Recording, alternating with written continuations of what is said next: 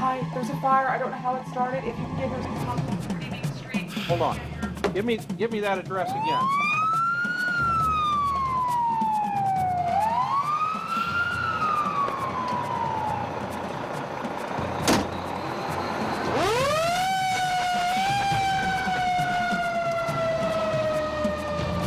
Responders are trained to handle emergencies.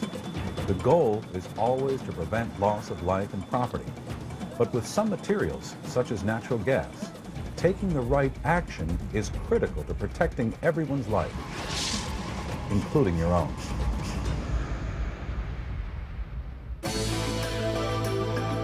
Procedures, equipment, and terminology shown in this program may be different than those used in your community. The focus is on understanding natural gas and responding to any potential danger. Throughout the program, you'll see a little blue icon popping up, highlighting a point which is extremely important to know. And at other times, a red icon, emphasizing conditions which are extremely dangerous and need to be remembered. After different sections of the program, there will also be some brief review questions to make sure you have a grasp of the key points.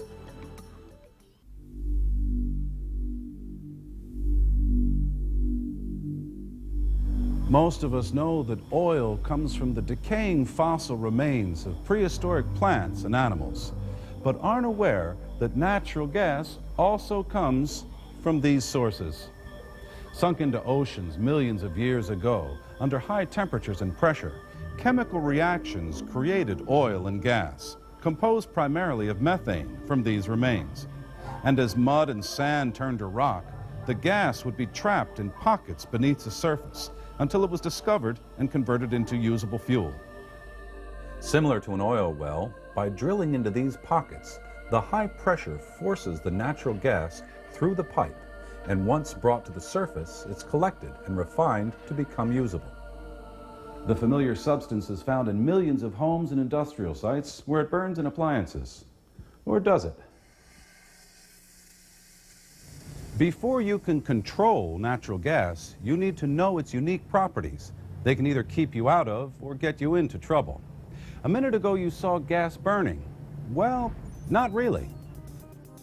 The lower explosive limit, or LEL, falls just below a 5% gas-to-air mixture, showing a yellowish flame. As the mixture goes up, the flame turns bright blue, burning cleanly at the optimum mixture of about 10%. When we get near 15% gas to air, the upper explosive limit, the flame extinguishes. It's too rich to burn. This explosive range is an important concept because later you'll see how it will affect your course of action in responding to emergencies. A temperature of 900 degrees can ignite natural gas in the proper mixture. How hot is that? A cigarette tip burns at about 900 degrees when lit, obviously hot enough to ignite natural gas. But other common activities, like operating a light switch or adjusting a thermostat, can also do it. Likewise, in the vicinity of a gas leak, many of the devices you use in your job can create dangerous electrical discharges. A pager or cell phone can generate enough energy to ignite leaking gas, and using a radio is just as great a danger. When natural gas burns cleanly, it produces heat, water vapor, carbon dioxide, and trace amounts of carbon monoxide. If it isn't burning cleanly, as with any fossil fuel, it produces larger amounts of carbon monoxide. This potentially lethal emergency will be examined later in the program. Now, what if the gas is unlit but still flowing? If I came into the room now, how would I know this? If it's turned up really high, I might hear it. But I can't miss that smell reminiscent of rotten eggs. It's commonly accepted that natural gas does have a strong odor, and that fact is misleading. Natural gas has no odor, or taste for that matter. The smell is produced by chemical additives, either mercaptans or sulfides, which are absorbed by the gas, yet have no effect on its ability to burn or heat. So the smell is entirely there for detectability when gas is escaping. A common misconception about natural gas is that it's poisonous. Not true. However, it can be lethal if the atmosphere becomes so concentrated with natural gas that almost all oxygen is displaced. Now here's a question. Is natural gas heavier or lighter than air? Two different balloons filled with two different gases. Which one is natural gas? Natural gas is lighter than air. This balloon is filled with propane, which is derived from processing either natural gas or petroleum, and by contrast, it's heavier than air. So when propane escapes, it either pools or puddles on the ground. We'll look at dealing with escaping propane later in the program.